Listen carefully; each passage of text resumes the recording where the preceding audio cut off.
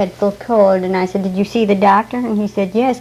I said, "What did he do?" He said, "Well, he told me I had a cold, and he gave us medicine." But I didn't like it, so I went in to see the doctor, and I said, "He has a terrible cold. Isn't there any more that you can do for him?" And he shook his head. Oh, and while he was sitting there talking to me, he said, "Ich denk as er starb." He thinks that he's dying. And that's what made me go in to see the doctor. I said, "No, no." And I went to see the doctor. And he kind of shook his head. There was nothing more that he could do for him. He was 93, and he went into the hospital shortly after that. And I understand when he went in there, the nurse came in once to say good morning, and he said good morning. Then he just closed his eyes, and that was it. Yeah.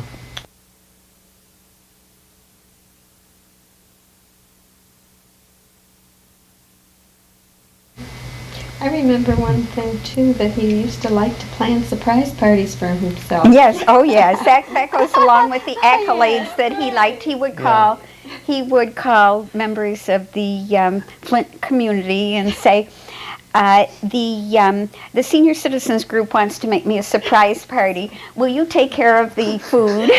And then he would call, the senior citizens want to make me a surprise party. Will you take care of the invitations and so forth? And then he would get up at the party and he would say, "Well, this hardly comes as a surprise." He was at the Borman Hall. He was. He's a mover and shaker. Well, he was a mover and shaker. I was thinking of a gadfly to them. He shook Mr. Wolf. He shook that place up with the things that he saw that he felt was wrong and inequities. They had a marquee in front there listing the activities of the week, and they would have newcomers meeting. Chairman Israel Sendler. Well, he felt that when a new person came in, nobody introduced themselves, and he felt that was wrong. That was and the he went up to reception see if committee, there the should be a welcoming reception committee. He felt that there should be candles and wine on the table for Friday night. Which he paid for himself. Well, I'm just saying that he felt he organized a men's cultural club, and then the women wanted to join. He would not let the women join the cultural club. He said, "I will help you make your own cultural club, but I don't want women in my cultural club." The old-timers were working downstairs and getting X amount of dollars, and he felt that they were being underpaid below union or wage scale, and he reacted to that. He also went up on the other floors, and if they wanted to make a bracha with the lulav and the esrog, he would ask them if they wanted a prayer to be said, and he did that for them. He was a dynamo in that Borman's Hall. They went up to him and they asked him if he could tell them where the next Jewish center should be. And he told them, he says, "I'll be long gone. I mean, that's not for me to say where the next one shall be." But he had an input into that home. And, a very favorable. Yeah, terrific sense of humor. Terrific sense of humor.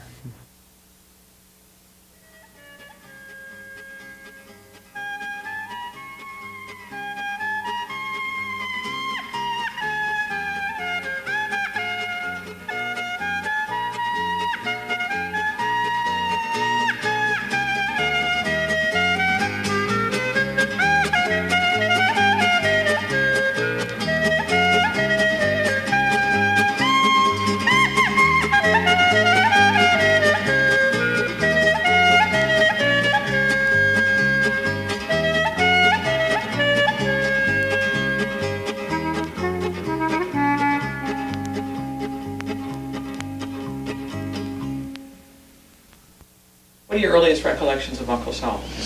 Uncle Sal was a person who was extremely helpful to the family. I think he had very strong family ties. If you needed anything, he would be anxious, not just willing, but anxious to help you. I know he helped me a great deal on one occasion when I needed some work done at his office, and he came right through. But I also think that anyone in the family who was in need really got any kind of help that he could offer. He was also, I might add, very stubborn. He was No. opinionated. He was. Willpower. Willpower, we used to call it. We thought that was an attribute, didn't we? But once I said to him when he made some statement, I said, it would be nice if you prefaced your remarks with, in my opinion, which he never did. And one time when he finally said, in my opinion, it was a happy day for everyone. And he did. He was, I think Sam was dominated by him in his early years and kind of perhaps a little bit, I don't know, either frightened of him or in awe of him. I don't know. But I think he had a great effect upon Sam in, I think it was a negative way, because it made Sam, I think, more timid than he already was. Now, the impression I have is that Saul and Sadie were the sort of the most outgoing, dominant forces, if you will, among the kids. I think he would say that, yes. What was Uncle Sal's educational background? Did he go to U of M right away? Yes, he did. Right away? No, he went to Northern High and got his high school diploma. Yeah. He wasn't there very long because he had a good education in Russia.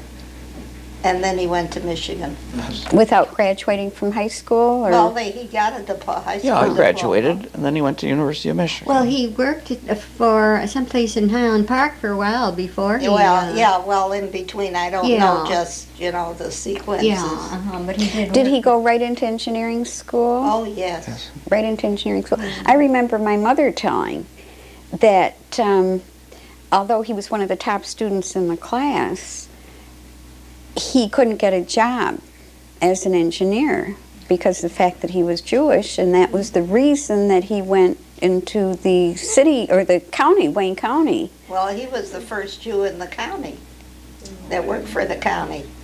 His professor that he used to assist was a consultant for the Wayne County Road Commission, and he recommended Sal for the job. And so Sal started working. Well, with is it true that he couldn't have gotten a job with an engineering firm because of... Oh, yeah, Oh, it was... I'm quite sure that was probably there true. were, I think, two Jews in that class. And the one ended, and Sal was the only one that ended up doing engineering. In fact, when we went to Chicago to the bat mitzvah of the Davison daughter, he ran into this other fellow that was in his engineering class, and he was a jeweler. He never got a job. So now the timing was around 1926? That's when he graduated. graduated, Graduated 26, and went right to work for the county. the day after. How old was Uncle Sal when he came over? When you came over here, how old would he have been? My mother was 16. It was in mother was 1916. 16? Yeah, it was 1916, Well, and he he would have must have been 2 been- years yeah. younger. 2 years younger, right? Yes. 14, Yeah. he was 14 himself. When he came here, yeah. It's amazing the memory that he has of that whole trip. How he remembered the name of the ship, the day they sailed, and where they But isn't it nice that stopped. we have all that on tape? Well, it shouldn't be on the negative. My father was a very judicious person in the way that he handled our family as far as punishment. And this one particular time, he made us write an essay on what was good-natured. And Uncle Saul Lifchitz and Uncle Lou, and maybe Dr. Harlock or something, were going to be the jury of who was going to win the award. I don't even remember what the award was, and I don't remember how old we were. But each one of my father's children had to write an essay on what was good-natured. Was this because there had been somebody... Something had happened. Yeah, something had happened. And I would guess it was Bill. when it came out, I won the little essay. Uncle Lou came up to me and he said, "Very nice, very good, well done." Uncle Sal Lifchitz came up to me and said, "For a 13-year-old, that was a pretty poor..."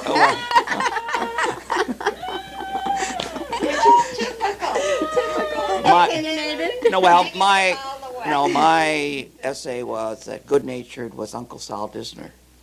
He laughed and he talked. He always was. You had the wrong Saul. Yes, I did. That was my example of what good-natured was, and he came up to me and he.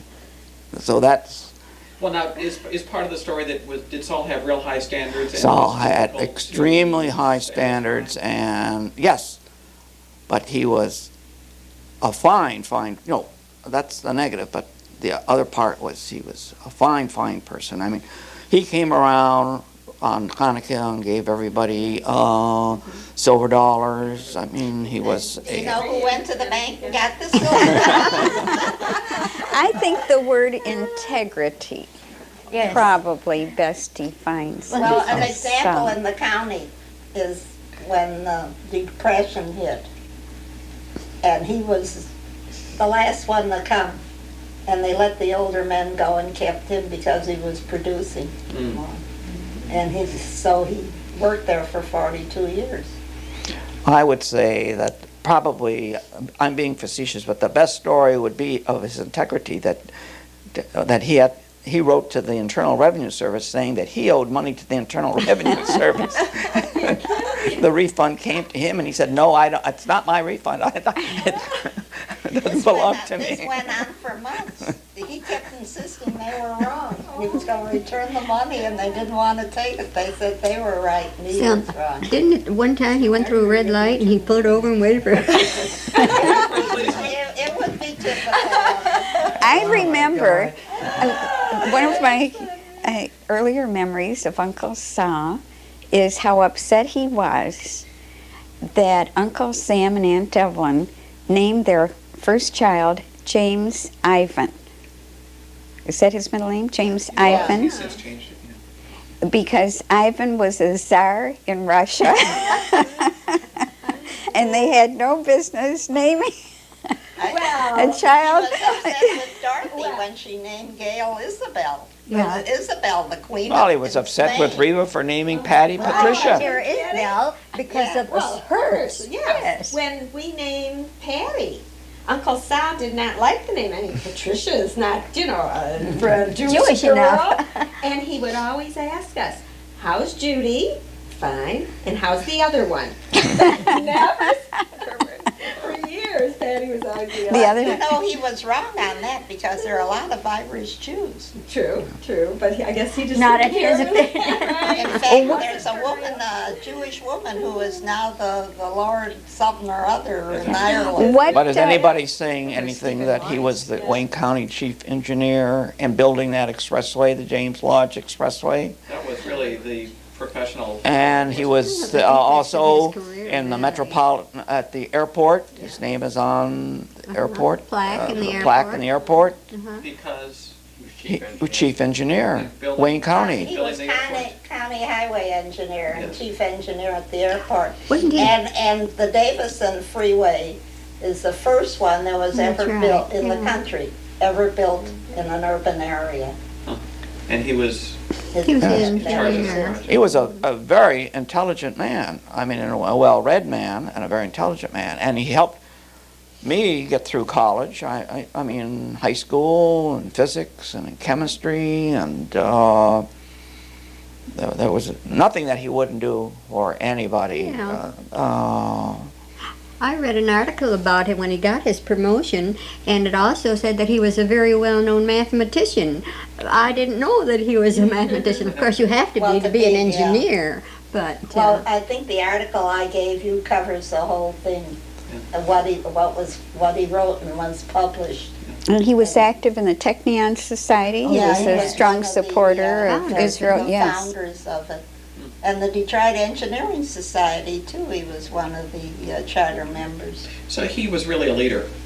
It's one of the things that I'm getting from this. He was someone who really was initiating all kinds And of he stayed with the county. He used to get offers from private firms to come in as a partner. And he felt that he owed his community something, so he stayed. I have different memories of Uncle Sal, and including his high standards and his integrity. I remember all his love for music, and how much he used to sing to Jack and I. and all kinds of. He would sing whole movements from Tchaikovsky Yes. and from Brahms. He was a frustrated musician. Loved Yes. Too music. bad that he never. I think he wanted to be a music conductor. He did. He He did. did. We used to conduct with him. Jack and I used to conduct with him all the time. And he used to take Jack and I to every Christmas. He would take us to Hudson's to see the Christmas lights. And he and Jack had a train. I don't think you were married because I think he was living with you on Calvert at the time. And he bought Jack an electric train set. And the three of us would spend hours around that train set, and Jack and I would eventually go to sleep, and he would wake us up. We could play with the trains. And I also remember the time that Jack and I my mother had sent me over to your house. Uncle Saul was there. We were playing with the trains, and Uncle Saul asked why I was there. It was at night. And I said because my brother Mark had been hit by a car and had been in the hospital. And Uncle Saul started to cry. I don't remember your brother being hit by a car. Was he badly hurt? I think he was. He was coming out of the driveway on a bicycle. But he was on the bicycle at the time. Hit by the car. And I remember being so surprised that Uncle Saul was crying. Yeah. Whether it was an adult who I Well, saw that's a cry much or... softer side of Saul That's than I right. was aware of. That's right. I guess I got to know him much later, and I didn't have any idea that you would spend that kind of time with him. It's because of Saul that Jack plays violin. He wanted to play the violin, and he started in school, and then he didn't want to practice. And Saul would say, well, do it for a couple of more months, and then we got a private teacher for him. And so he said, all right, I'll play a couple of more months. And then he'd decide to quit again, and Saul would talk him into, just a little while longer. And it became part of Jack's way of life. In fact, not too long ago, he started taking lessons again. That violin is still available, can you remember? Sandra has it. Yes, yes, she does. The violin is still available. Saul retired in the mid-'70s, early '70s? I don't know. It's on the article. Yeah, it's in the article. Was there a big to-do? Did the Wayne No, County... he Does didn't this want sound it. really He didn't want Sure. anything. The sound is coming into his camera. But No, I mean, you're No. playing some of with it, no? the fellows in the bridge division got out a plan of his. It's part of, on the Rouge River, going into Plymouth or someplace, and framed it. And in Jewish, they put the number of days that he worked with the county. I do remember when I was a kid, after he had worked on the expressway, whenever I would drive down, there was someone, I used to tell everybody, that's my uncle's expressway. Oh, yes. Yeah, I yeah. still do. Still do. And I still... Let's move on. And the fourth of the kids was Aunt Kurt. My Aunt Kurt. So, what are some of your earlier memories of Aunt Kurt growing up? Well, Phoebe? let's- What are yours? I knew her as Yeah, she was different. an adult. What are Well, your earliest memories? Probably the one. Well, I remember once, I think it was an anniversary party that you had at the clubhouse, and I said that, and I really meant it, and I still do.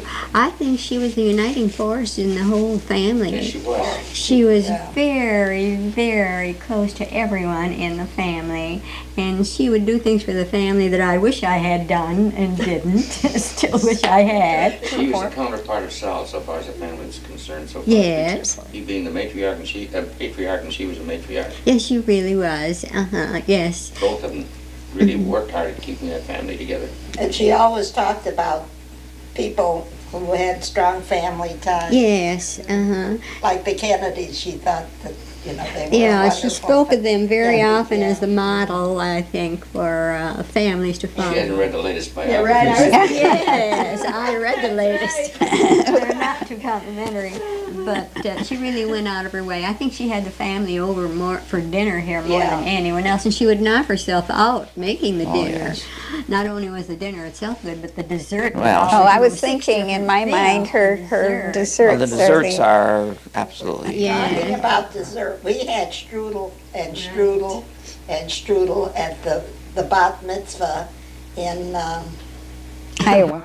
Iowa, and Joanne made the strudel.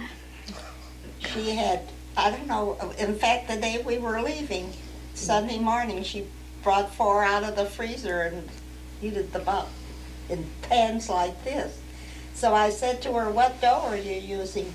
She says, "I tried a lot of them, but I ended up with Ankert's, you know, from that Yeah, cookbook." yeah, I think we should mention the cookbook that Yes. that Frida edited with Aunt Kurt's recipes, and I think she wants to Well, do a didn't she- follow-up on something. Did she do it with Phoebe? With We did Phoebe, most of the yeah. work. I got the recipes together, Yeah. but she did all the work. Oh, did you work with her? She did it. I just sent her the recipes. She did everything. Oh, I see. So what we're getting is Aunt Gert's typical self-effacing kind of comments here. Is this a little of Aunt Gert? She always had little care packages too, Care you know. packages. I Yeah. have a recollection of Aunt Gert having a hard time taking compliments. Yes. Never really that good. That's Aunt Dorothy. That's it. No. That's a lesser version of Aunt Well, Dorothy. nothing is good Yeah. that you're No, cooking, you say it's if I their think fault. it's good, I say it's good, but if it Well, I- isn't, I I don't say know. it Never too. comes out good, Dorothy. I've heard that. But nothing ever comes out good. No, that's not true. In your opinion, as we say. I remember you accused Gert of not giving you the right recipe. Oh, yes. Once I asked her for a recipe, and I really thought, and the dish didn't turn out the way hers did. Well, it never did, of course. But I really thought that she made a mistake, you know, and maybe a flour or, you know, too much something or other. She took it personally. Would I give you a wrong recipe? I have to apologize to her. I didn't mean that. Very sensitive, I think. Somewhere along the line, someone told me that Aunt Gert did not go to college No. and felt that the idea was that the money should be saved for, I don't know, for the boys or for those who had done especially well in high school or something, that this again was part of the sense of sacrificing for the family. Did I make that up, or is that? No, not necessarily. I think you're right. Her idea was the family needed the money. She went to work. The family needed the money, so she was going to go out and work. How old was Aunt Kurt when she met you, Uncle Lou? Around 20, I think. 19, 20. And where had she been working? At Maxwell. No, she worked at Chrysler's. Chrysler. She was the secretary to the vice president of Chrysler's. But there was something about Aunt Gertie that didn't let her shine. She never wanted to come out In the and be spotlight, no. in the spotlight. She always wanted, yes, she was shy, or I think she was afraid that she wasn't smart enough but particularly in her, I would say the last 20 years, she came out. She went into that reading for the blind, and she became her own person. did. She started to go to lectures and to different. And she was doing needlepoint. Do you have any of her Needlepoint pillows? Yes, but- Selling it to some of the nice That's a really stores good too. point. I am yes. saying that I found that she became her own person and was more self-confident and more assertive and more. I think you're right. Yes, I'm saying. Particularly in the hospital. That's very true. I agree with you. In the hospital, the nurses and the doctors couldn't believe her brilliance. Yes, she just didn't let herself, didn't let her true self come out. I'd say it was subservient, but she just, maybe Uncle Saul was too dominant, if you want to say. She didn't want to be ahead of Uncle Saul or whatever. But She also had a feeling about women and brains, that if women spoke up, that they didn't have a happy life. So I know that, yeah, always, right. So from the, Not a woman lover. no, she wasn't a woman's lover. No, I remember when I used to come home and bring home good report cards, and she would say, "You're going to have to bury this, you're going to have to bury this, or you'll never get married." Oh, So I suspect that had something to do with it as well. okay. But Very yet she was a interesting. very modern person, even Yes, though she that's wasn't true. a woman's liver. I used to talk to her, and you know, it was interesting. And I had mentioned this. I remember at the family reunion, how our girls, Patty in particular, used to meet Aunt Gertie for lunch. Sometimes with me, sometimes without me. And Aunt Gertie was always interested in what Patty was doing and whether she was dating and you know what was happening in her life and everything. Well, she was a And they had- matchmaker. Right. And they had a very, very wonderful relationship. I agree. She was very modern. She was. At the I same mean, time. Right, even though she was traditional and old-fashioned, but she still accepted and realized the new quote way of doing things, and she was a very modern person in that. She was a respect. modern person, always aware of the evil eye over her shoulder. Superstitious? Are you saying superstitious? Oh, yes, she was very superstitious. Yeah, my mother was whole family. too. Oh, your Yeah. mother? Poo, poo, poo, Yeah. and put a piece of thread in your mouth when you sew something. If she were sewing a button on me, I had to put a piece of thread in my mouth. Otherwise, you would sew up the seichel. Yeah. That's what I just sat like this all the Pardon? time. Say called the wisdom. the wisdom, the sense, yeah. What I remember that the flight, the trip from Bob Royce was delayed because of your grandmother's superstition that you don't start a trip on this day, and the war broke out. In the tape that Saul did with me a few years before he died, he recalled that the grandmother, Rivka, thought that Thursday was not a lucky day to travel. They had sold everything, Yeah. and so they were going to travel in on Monday or whatever in the intervening days. Well, it probably was just as well because they were supposed to go to Germany. Well, if she hadn't been superstitious, we wouldn't be here. We wouldn't be here. They would have bombed, the war would have gobbled them Yeah, up. they would have been in Germany.